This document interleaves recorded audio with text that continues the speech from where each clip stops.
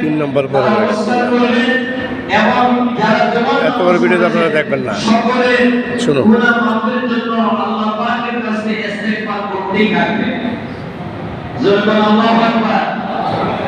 আল্লাহ রাসূল বলেন আল জুমআতু বাইনাল জুমআতি ইউকাফিরু মা বাইনাহুমা।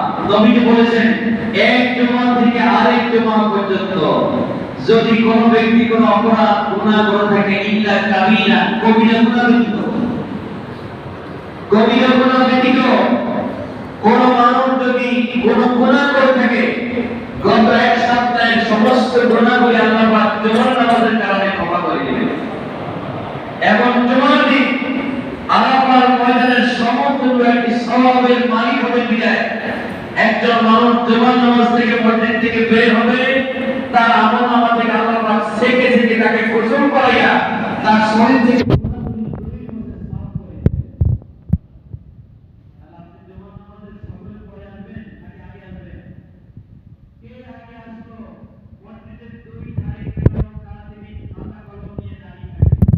ভিডিও ক্যামেরা নিয়ে থাকে, তারা আজকে জুমার নামাজের সকলের আগে আসে, তাদের নাম ভিডিও করা হয়, তাদের নামগুলো ডায়েরি করা হয়। সর্বপ্রথম যিনি আসছেন তার আমলনামায় একটা মোটের সওয়াব লিখে দেওয়া হয়। এরপরে দুর্বা সওয়াব, বকরি সওয়াব, বগির সওয়াব, পর্যায়ক্রমে লিখে দেওয়া হয়। যেই যত আগে আসবেন তার মর্যাদা সবচেয়ে বেশি। আল্লাহু আকবার বলেন। মর্যাদাহীন এই জন্য জুমার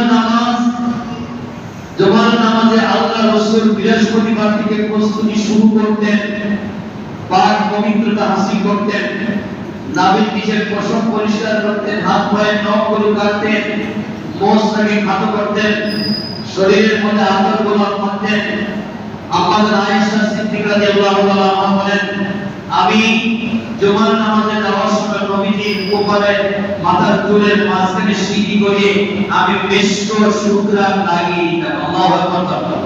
জামার মধ্যে নবীজির মেশকো জাফরান লাগিয়ে শুকরানে ভরপুর হয়ে মসজিদে যাইতেন। সুবহানাল্লাহ বলেন। এই জন্য জুমার দিন আতর ব্যবহার করা সুন্নাত, জুমার দিন পবিত্র নতুন জামা ব্যবহার করা সুন্নাত। আল্লাহু আকবার বলেন। আমি আগে বলেছিলাম যে জুমার দিনের মর্যাদা ঈদের নামাজের থেকে বেশি, কারণ ঈদের নামাজ ওয়াজিব, জুমার নামাজ কি ফরজ না ওয়াজিব? ফরজের দাম বেশি না ওয়াজিবের দাম বেশি? তাহলে আপনি ঈদের নামাজের এত গুরুত্ব দেন, জুমার নামাজের গুরুত্ব নাই কেন? এরপরে জুমার নামাজ আগে অসম্ভব মোনাজাত লম্বা দিনের সমস্যা। আরে মেয়ে, আপনি মোনাজাতটা দিবেন কার কাছে?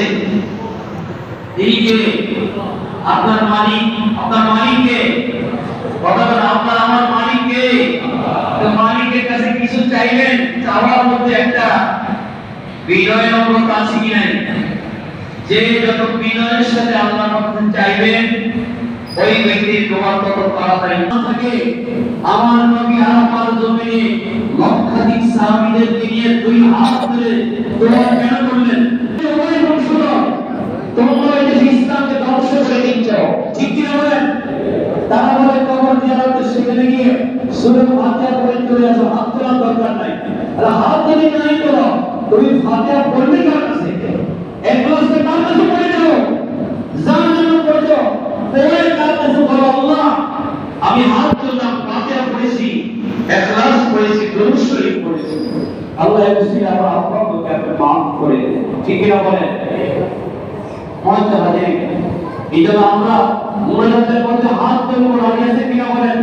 হাত তোলাই নাই তো? যারা হাত তোলার বিরুদ্ধে কথা বলেন, আপনি মক্কা শরীফের উদাহরণ দেন। মক্কা শরীফে আব্দুর রহমান সুদাই সাহেব, সাউদ বিন সুরাইক, আব্দুর রহমান হুজাইফি, ওনারা পিঠের নামাজের মধ্যে দুই হাত তুলে মুনাজাত করে কিনা দিল? কথা বলে কেন? নামাজের মধ্যে পিঠের নামাজের দুই হাত তুলে তারা বঙ্গ মুনাজাত করে কিনা? তো মুনাজাতের যদি প্রয়োজন নাই থাকে, তাই আপনি সেখানে পিঠের নামাজে হাত তোলেন কেন? তো পিঠের নামাজে যদি দুই হাত তুলে মুনাজাত করতে পারেন, নামাজের বাইরে আপনার উপর মুনাজাত করলে কি অসুবিধা? কি কথা বলেন? অসুবিধা? আল্লাহর দরবারে দোয়া করার কোনো টাইম নাই, সময় নাই। আপনি যেখানে থাকেন, যে অবস্থায় থাকেন, বিপদে পড়েছেন, আল্লাহর কাছে হাত তোলেন, কোনো অসুবিধা নাই। তার তাদেরই আপনার মালিক, ঠিক না বলেন? মালিকের কাছে কোনো চাওয়ার কোনো টাইম নাই, যখন চাইবেন তখনই তিনি দেওয়ার জন্য প্রস্তুত। আল্লাহু আকবার।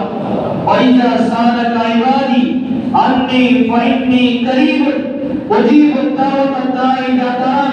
হে আমার গোলাম, আমি 24 ঘন্টা তোমাকে দেওয়ার জন্য প্রস্তুত। তুমি যাও, যখন চাইবে, দিন হোক রাত হোক, সূর্য ওঠার সময় ডুবার সময়, তুমি যেখানে থাকো, সাগরের মাঝখানে থাকো, পানির তলদেশে থাকো, তুমি আমার কাছে বলো, যাও, আমি আল্লাহ তোমাকে দেওয়ার জন্য প্রস্তুত। সুবহানাল্লাহ বলেন। অতএব কারণ আমরা হাত তুলে আল্লাহ পাকের কাছে মোনাজাত করার ক্ষেত্রে কোনো বাধা নেই। সবসময় চেষ্টা করবেন হাত তুলে আল্লাহর কাছে চাইবেন, এটাই আলো। আল্লাহ পাক আমাদেরকে দিনের সঠিক বোঝ দান করে বলেন আমিন। জুমার নামাজে আমরা প্রতিযোগিতা করে আদর গোলাম থেকে সকাল থেকে প্রস্তুতি নিয়ে আমরা আন্দোলন কিনা বলেন।